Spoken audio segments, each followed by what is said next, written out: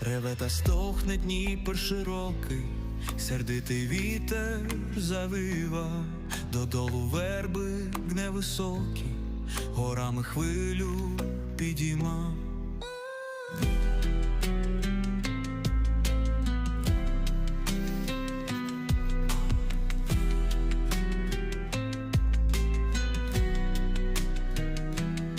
І блідний місяць на ту пору із хмари де виглядав, неначе човен в синім морі, то виринав, то потопав.